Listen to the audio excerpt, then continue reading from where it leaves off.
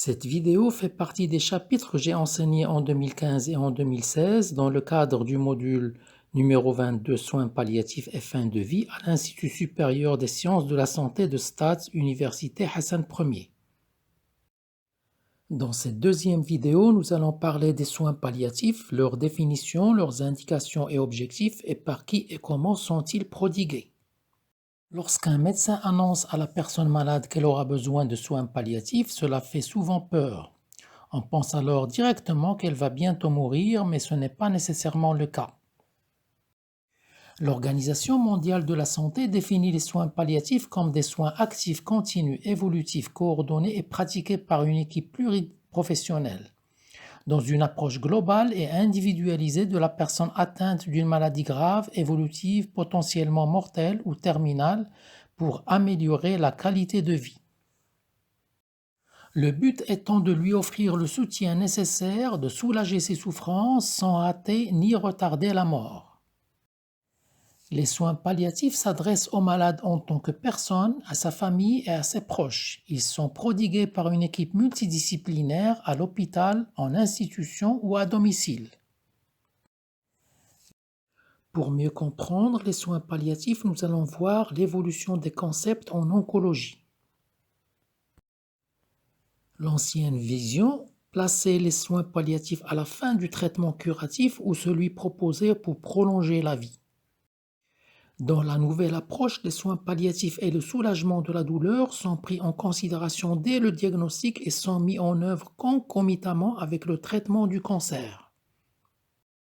Pour mieux comprendre, nous allons voir les phases de prise en charge du cancer. Il s'agit de la phase curative, la phase de surveillance, la phase palliative, puis la phase terminale.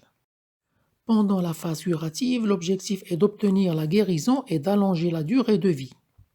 Donc, à côté des investigations, les soins sont axés sur les traitements spécifiques qui sont très importants et variés avec souvent des effets secondaires plus ou moins importants, mais tolérés et acceptés. À côté de cela, les personnes malades profitent de soins de support qui ont pour objectif de préserver leur qualité de vie et celle de leur entourage. Ils permettent aussi de prévenir et de traiter les complications et les séquelles et toute souffrance. Pendant la phase de surveillance, c'est-à-dire que la phase curative avec les traitements spécifiques a donné satisfaction et que la maladie a été jugée curable, l'équipe soignante instaure des soins de support. Pendant la phase palliative, l'objectif est d'avoir le plus de guérison possible avec prolongation de la durée de vie avec une meilleure qualité de vie. Les soins consistent en traitements spécifiques au début avec moins ou peu d'effets secondaires et des soins de support toujours plus pour améliorer la qualité de vie. Pendant la phase terminale, l'objectif est d'avoir une bonne qualité de vie avec une durée de vie qui est toutefois limitée. Les soins consistent en traitements de support et de confort, mais sans effets secondaires. Donc, les principes de la prise en charge sont de s'efforcer de traiter les symptômes avec le moins d'effets secondaires en sachant anticiper.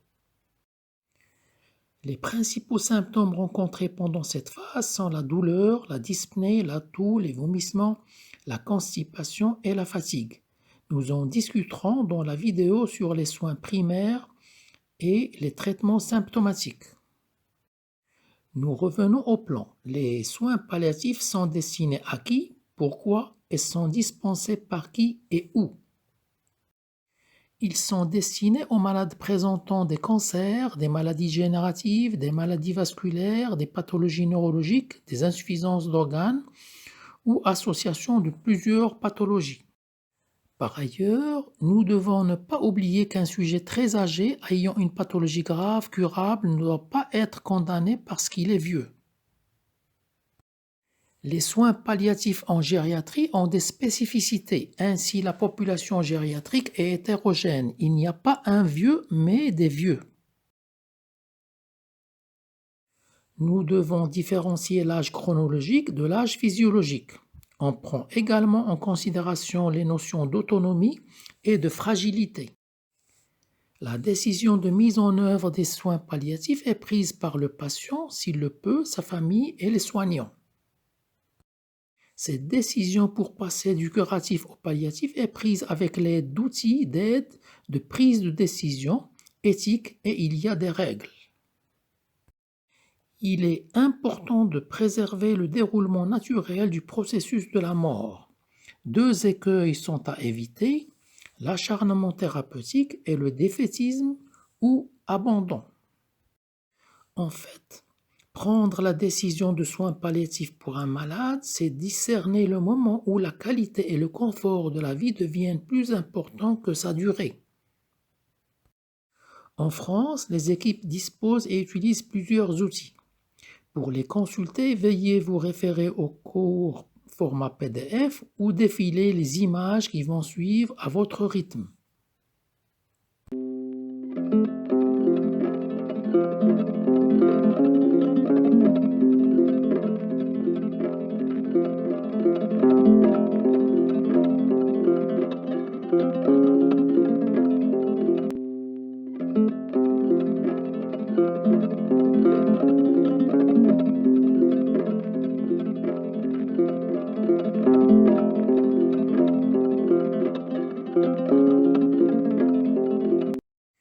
La décision est donc prise après une démarche éthique avec inventaire précis des données techniques, scientifiques et cliniques concernant le malade et sa maladie, les ressources humaines dont on dispose concernant le malade et les acteurs de soins.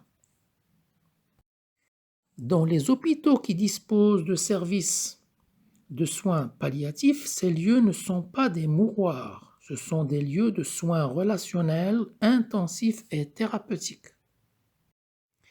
Les soins palliatifs considèrent le malade comme un être vivant et la mort comme un processus naturel. Ils font une place importante au retour à domicile.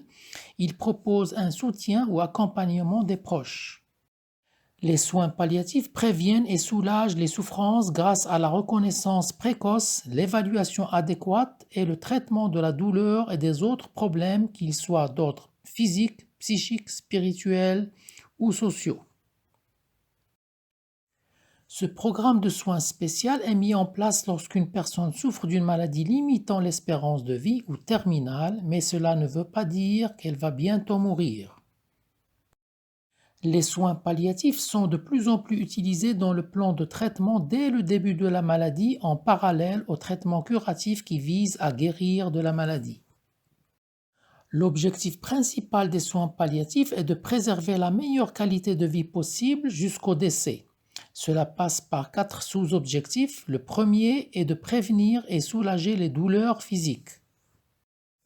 Le deuxième est de gérer les autres symptômes de la maladie, que ce soit les nausées, les vomissements, la perte d'appétit, les difficultés respiratoires ou la confusion. C'est là où les autres membres de l'équipe médicale, comme les nutritionnistes, les kinésithérapeutes, les psychologues, peuvent également aider à élaborer le plan global de soins. Le troisième est d'assurer la prise en compte des besoins fondamentaux, dits primaires ou primordiaux, chez la personne en dépendance. On y répond par les soins primaires qui permettent de respirer, manger, boire, uriner, déféquer, être propre, avoir du confort et du bonheur.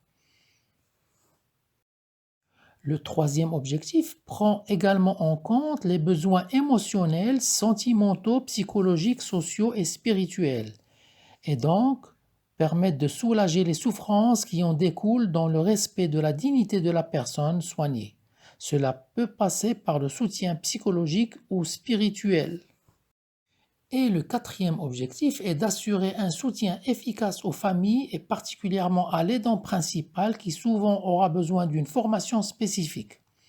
En effet, s'occuper d'une personne en phase terminale peut s'avérer très prenant et véritablement bouleversant.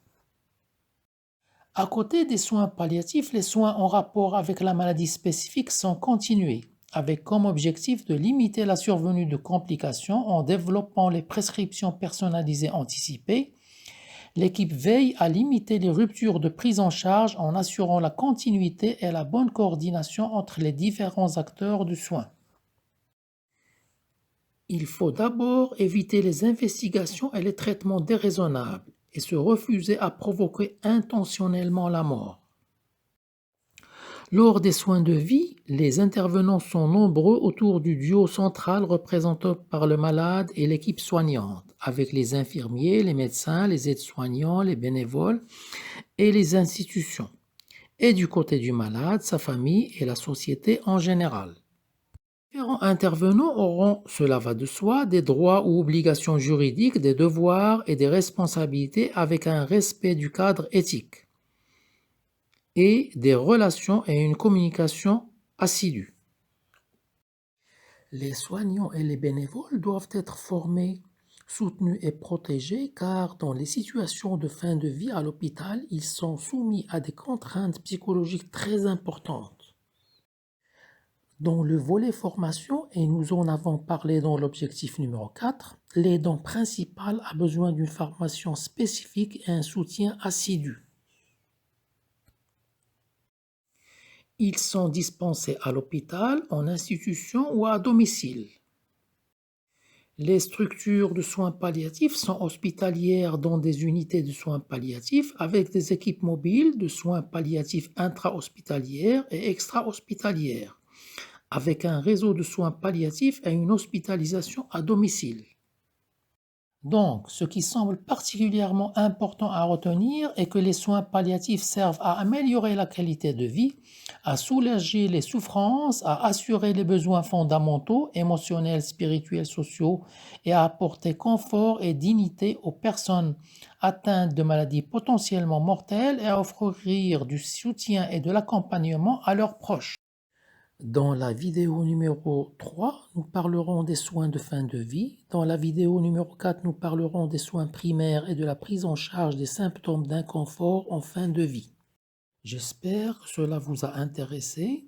Toutes vos remarques et questions sont les bienvenues et je vous dis à bientôt sur la chaîne. Pour plus de renseignements, veuillez consulter le cours PDF et les vidéos en rapport.